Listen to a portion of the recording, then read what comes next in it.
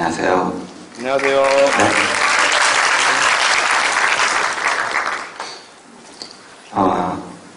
저는 그 대학교에서 식품공학을 전공하고 식품회사에서 계속 근무를 하고 있습니다. 어느 연구원이나 회사원처럼 평범한 생활을 하고 있는데요. 최근 한 1년 전에 좀 엉뚱한 짓을 했습니다. 식품에 대한 책을 썼죠. 제가 책을 쓴 내용은 제가 연구하거나 그런 내용이 아니고요. 요즘 그 식품에 대해서 사람들이 굉장히 불안해합니다. 국민조사를 하면 80% 이상이 식품을 불안하게 여기는 거죠. 근데 사실은 우리나라 식품처럼 안전한 식품도 없고 역사 이래로 지금처럼 안전한 식품도 없었습니다. 근데 지금도 더 안전한 식품을 개발하기 힘든데 국민 80%가 식품하면 불안해하니까 안전한 식품을 개발하는 노력 못지않게 그 불안감을 낮추는 것도 의미가 있겠다 생각해서 어떤 원인으로 이렇게 불안해하는가를 조사해봤습니다. 그러니까 사실은 실제로 식품 사고보다는 제가 발견한 것은 잘못된 지식으로 인해서 불안감을 느끼는 게 더 많더라고요. 그래서 책을 정리하던 과정에서 상당 부분이 우리가 다이어트 지식이 잘못된 다이어트 지식으로부터 유리한 내용이 많은 것 같습니다. 그래서 저는 오늘 다이어트 비법이 아니라 다이어트의 문제점을 말씀드리려고 합니다. 사실 좋은 비법이 있다면 저부터 해야 됩니다. 아니까 제가 보니까 마땅히 좋은 할 만한 방법이 없는 것 같아요. 그래서 어떤 내용이 문제가 있는지 살펴보겠습니다. 세상에서 비만 인구 비율이 가장 높은 데가 미국입니다. 아시다시피. 그리고 다이어트를 가장 열심히 많이 하는 나라도 미국입니다. 어떤 생각에서 비만 인구가 많으니까 다이어트를 많이 하는 게 당연하지. 이렇게 생각하면 다행인데 좀 거꾸로 다이어트를 많이 해서 더 비만해진 게 아닐까? 이 생각은 좀 안 해보셨죠? 근데 혹시 그러면 좀 심각하죠? 과연 그럴지 안 그럴지 좀 살펴보겠습니다. 미래학자가 생각보다 잘 예측을 합니다. 20년 뒤에 여러 가지 생활이 바뀌겠지만 비만은 더 심각할 것이다. 지금도 심각한데 20년 뒤에 더 핏볼이 안 나오고 증가한다 그러니까 좀 생각보다 정말 심각하죠. 그러면 다이어트가 우리한테는 최근의 이야기입니다. 근데 미국의 이야기는 1920, 30년도부터 시작된 이야기입니다. 지금까지 나온 방법만 26,000가지.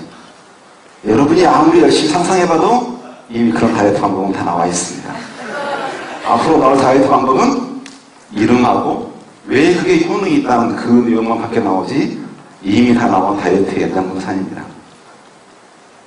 그러면 다이어트 하게 되면 어떻게 되죠? 살은 빠집니다. 그렇죠?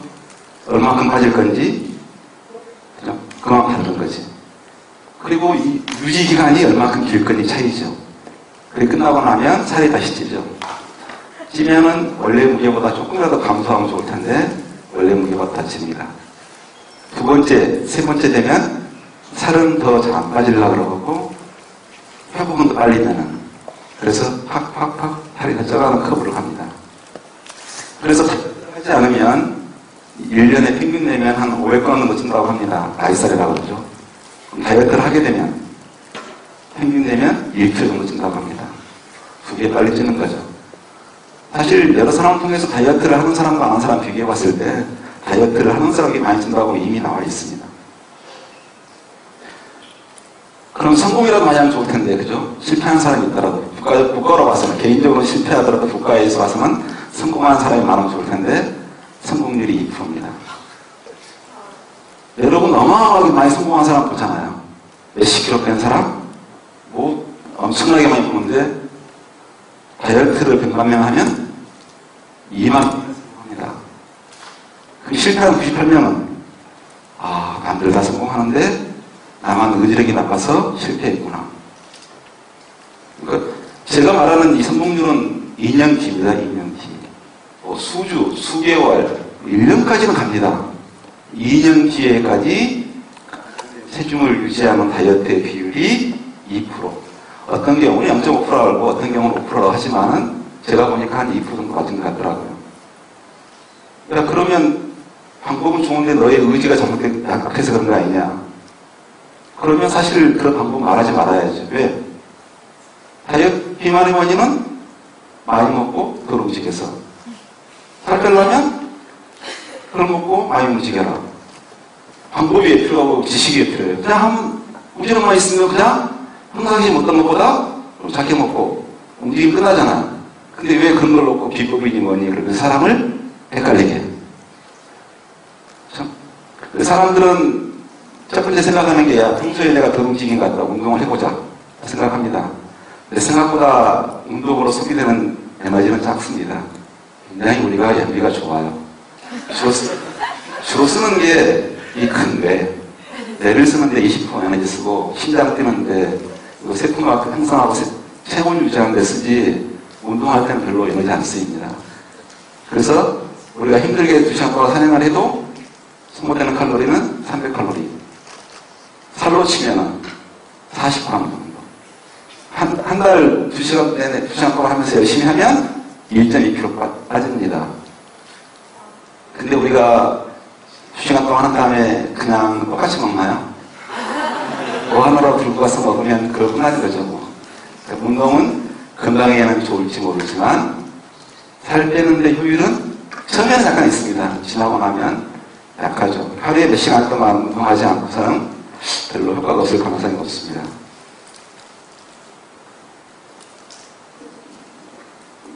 작게 먹기도 힘들고 운동으로 효과가 없으니까 야 그냥 똑같이 있는데 먹는 종류만 바꿔서 뭘 빼고 뭐 알약 하나만 먹으면 살이 빠지면 좋겠다 많이 느끼시죠. 그래서 미국에서 많이 연구된 나온 이론이 칼로리 이론입니다. 칼로리 이론은 당신이 먹는 에너지 칼로리에 비해서 소비하는 칼로리가 작으니까 살이 찐다. 칼로리 섭취량을 줄이고 소모량을 높여라. 칼로리를 계산하면 어떻게 나오냐고 무조건 지방을 줄여라고 나옵니다. 왜? 탄수화물 단백질은 4인데 지방은 9입니다. 2배가 약간 넘죠. 더군다나 미국에서 비만을 팽창을 보니까 나이가 들수록 우리 몸에 탄수화물은 없습니다. 근육인 단백질은 줄고 지방만 늘어요. 그러니까 비만 현상은 딱 한마디로 보면 지방 증가, 체지방 증가 현상입니다. 몸속에 지방이 되니까 지방을 적게 먹으면 될 것 같다. 지방 나쁘다. 더군다나 그때 사실은 미국은 1900년도부터 먹을 걸 충분했었고요. 1950년도만 해도 먹을 걸 너무 전 세계 먹을 것에 거의 4분의 1 먹을 정도 많이 먹었습니다. 그러니까 가장 건강하고 힘도 있고 다 좋은데 심장마비로 많이 죽었습니다. 심장마비는 혈관에 콜레스테롤, 지방이 끼어서 어느 순간에 갑자기 혈액순환이 안 되면 심장에 혈액이 안 들어가니까 심장이 약하게 뛰니까 혈액이 더 공급이 줄어들어서 굉장히 위험해지는 질병이죠. 야, 심장마비로 많이, 암보다 훨씬 많이 죽었고 위험한 게 심장마비인데 심장마비 일으키지, 온갖 병 일으키지, 지방 섭취 줄여라. 지방 중에서 아시아인들 봐라. 얼마나 날씬하네. 탄수화물 위주로 먹는 사람들. 그래서 제발 고기 좀 적게 먹고, 소고기 적게 먹고, 계란 적게 먹고, 계란에 콜레스테롤이 제일 많습니다. 그래서 계란 적게 먹고, 또 뭐, 버터 적게 먹어라. 그래서 버터 섭취량 줄였습니다. 1인당 1910년대 벌써 20kg 먹다가 1950년대에 확 줄였죠. 그래서 뭐 좋아진 게 있었겠습니까? 하나도 안 좋아졌죠. 사실은 한두 명이 줄인 게 쉬워도 국가가 자꾸 평균이 준다는 것은 어마어마하게 힘든 일입니다. 근데 4분의 1로 줄었어요. 여러 가지 이유로.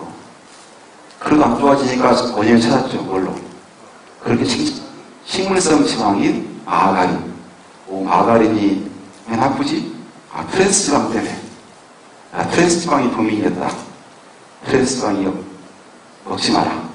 그래서 트랜스 지방을 다 에스테로아에서 치환하고 마가린 섭취도 줄었어요. 그래서 나아졌나요? 아니요. 하나도 안 나아졌죠. 그러면 여기 보시다시피 1910년도입니다. 소고기, 돼지고기, 계란. 이게 상당히 많이 먹었죠. 그 양이, 계란이 우리는 이때 굶어 죽을 때 전쟁 가서 굶어 죽을 때 그렇게 콜레스테롤 많다고 위험하다고 하니까 쭉쭉쭉쭉 줄어들었습니다. 미국인의 그 스테이크, 소고기에 대한 사랑은 정말 대단합니다. 그 대단한 사랑을 좀 이따 포기하고 줄였습니다. 그래서 효과 있었나요? 아니요. 사람들이 사람들은 뭐가 나쁘다 그러면 그 대신에 뭘 먹을까 고민해서 닭고기를 먹습니다. 닭고기 칭찬받잖아요, 그죠? 하여간 무조건 어떤 게 나쁘다 그러면 기어이 몸 좋다고 하는 거 먹었으니까 됐지 하고 안심합니다. 칼로리 이론이 많이 맞다 그러면 사실 가장 모순되는 이야기가 뭐냐면 황제 다이어트라고 하는 에킨스 다이어트입니다. 이 사람은 1960년대에 그 주장을 했어요. 지방이 무해하다. 아니 지방 때문에 비만하고 신장마비 이렇게 많이 죽어가는데 탄수화물이 안 좋지 지방이 나쁘다고 했으니까 온갖 의사로부터 거의 미친놈 취급받았습니다. 곧바로 너의 주장 때문에 수많은 사람 부자가 나타나고 큰일 날 것처럼 말했는데 40년 후로 이것보다 효과적으로 살려는 방법은 없습니다. 통계적으로 보면. 그러니까 탄수화물은 거의 안 먹고 단백질, 지방은 네 마음대로 먹어라. 네 먹고 싶은 만큼 먹어라 그러면 살 제일 빨리 잘 빠집니다. 힘만 들이고. 그 다음에 뭐 좀 줄인 거, 완전히 줄이고 탄수화물 위주로 먹는 거, 골고루 먹는 것보다 항상 11번, 40년에 걸쳐 밝혀진 겁니다. 실험되고 확인된 거예요. 도대체 이유가 뭘까요? 칼로리를 치면 말이 안 되잖아요. 다른 칼로리에 비해서 2배, 3배를 더 먹는데도 살은 잘 빠져. 근데 아무도 이거에 대해서 해명 안 하고 나서 그냥 계속 칼로리 줄여라, 칼로리 표시해라 이야기하고 있습니다. 그래서 식품에 대해서는 사실은 지금까지 여러 가지 이론이 있었지만 항상 나쁘다 그러면 그게 오히려 요즘 버터 칭찬 많이 합니다. 버터. 그래서 항상 너무 많이 먹어서 일어난 일을 갖다가 어떤 식품, 특정한 식품에 문제 있냐 호도해가지고 사람들은 옛날에 먹던 것은 계속 먹고 좋다고 하는 건 더 먹어서 문제를 다화시키는 영향을 흘렸습니다. 이런 못지않게 욕먹는 게 설탕입니다. 설탕이 우리한테는 좀 나중에 1960년대나 들어왔지만 1980년대부터 폭증한 겁니다. 그래서 1900년 되기 전에 지금 현재 저희가 먹는 게 한 25kg 됩니다. 그러니까 1900년이 되기 전에 우리가 먹는 것보다 더 많이 먹어서 요 뒤에는 과당으로 바뀌었지만 합한량으로 치면 요즘 저희가 1인당 살 소비량이 76kg 정도 될 겁니다. 그러니까 설탕 과당에 당을 갖다가 80kg니까 밥보다 많이 먹어요. 설탕에 만약에 위험성이 있으면 측면대 모든 사람이 그렇게 많이 먹었는데 병이 나서 탈이 나서 단단히 났겠죠. 그러니까 설탕을 너무 많이 먹은 거지 설탕 자체는 설탕만큼 안전한 식품도 없습니다. 그리고 이 당시에는 비만율이 문제가 되지 않았습니다. 사실 이때는 산업혁명이 일어날 때 가난한 사람한테는 설탕이 정말 생명줄이었습니다. 밀크티, 우유에다가 차, 설탕 넣고 설탕을 넣기 위해서 차를 먹었다고 할 정도로 중간중간에 에너지를 보충해주는 탄수화물이 우리 ADP를 만드는 에너지원입니다. 그래서 가장 많이 필요한 거죠.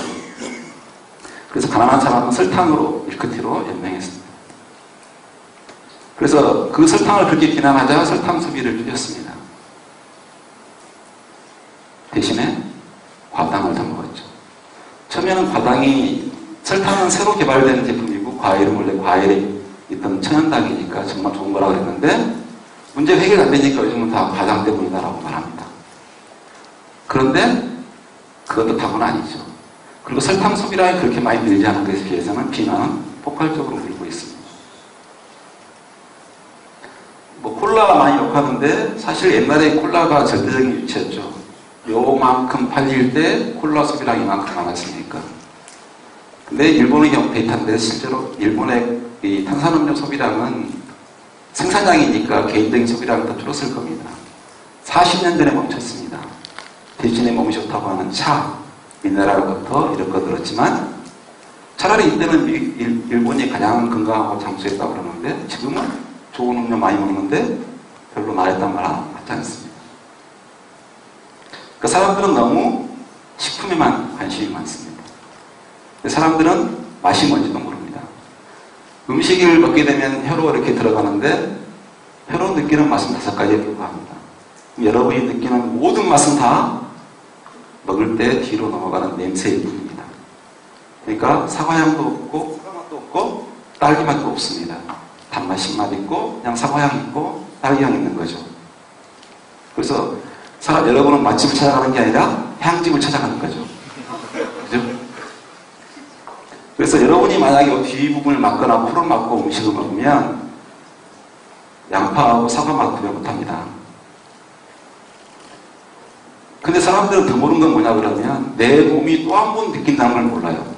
혀에서는 그저 껍데기에 있는 약간의 녹아있는 당근과 MSG 같은 성분만 느끼지만 뱃속에 들어가면 소화로 다 분해를 해서 모든 탄수화물은 포도당으로, 단백질은 아미노산으로, 지방은 혀로 느끼지도 못합니다. 촉감으로 느끼지. 근데 총량, 종류별로 다 체크합니다.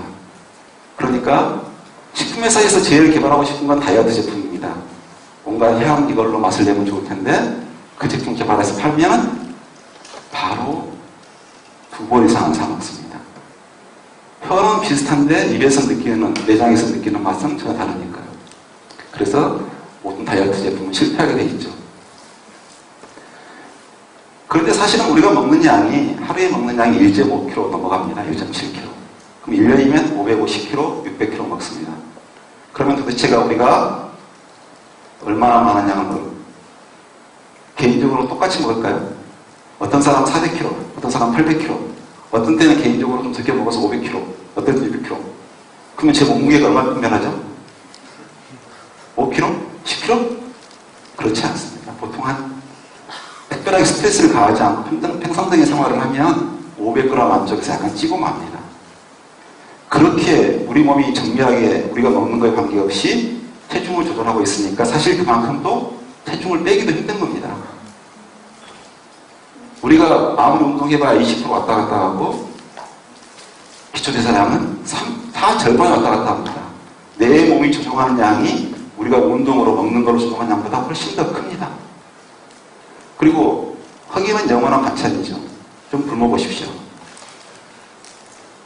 체지방, 감각세포보다 훨씬 많은 게 우리 몸에 체지방인데 이 지방이 커지면 렙틴 양이 많이 나오고 작아지면 렙틴 양이 감소하고 렙틴이라고 하는 게 철저히 발견된 포만감 호르몬인데요. 이 호르몬이 작게 되면 계속 허기를 느끼는 거죠. 허기를 느끼면 갑자기 어떤 게 여자가 임신하면 남자가 군대를 가면 바로 바뀝니다. 실제로 세포가 빠지면 조절되는데 이런 호르몬만 해도 30가지고 비만에 관련된 요인은 3,000가지가 넘습니다. 우리는 서너 가지 요인만 겹쳐도 풉니다. 근데 비만을 해결했다고 하는 것, 한두 가지로 해결했다고 하는 것은 넌센스에 가깝죠. 그래서 1960년대 비만율이 10%가 넘어갑니다. 우리는 현재 5%입니다. 그래서 안정적으로 증가하고 있는데 미국이 국가적으로 비만과 전쟁을 선포하고 양표시를 하면서 선포를 한 순간 비만은 폭발했습니다. 도대체 국민이 뭘 잘못했을까요? 운동을 덜 했을까요? 지방을 더 먹었을까요? 아무것도 한 거 없습니다. 그래서 이 데이터는 어떤 사람이 찾다가 복합 탄수화물 드러나는 패턴하고 비슷하네. 그 칭찬하던. 이게 원인은 아닐 겁니다. 그러니까 사실은 우리의 비만에 대한 다이어트에 대한 지식이 너무 과장된 게 많습니다. 그래서 현대인은 효능 과장돼 있고 위험이 과장돼 있습니다. 어떤 품질을 높여야 될 문제가 아니고 양을 줄여야 할 문제입니다. 그래서 여러분이 혹시 건강요법이나 다이어트에 관심이 없다 그러면 한 2년만 기다려 보십시오. 2년 되면 다 사라집니다. 2년 뒤에도 살아남는 방법이 있으면 그때 한번 체크해 보셔도 되지 않습니다. 감사합니다.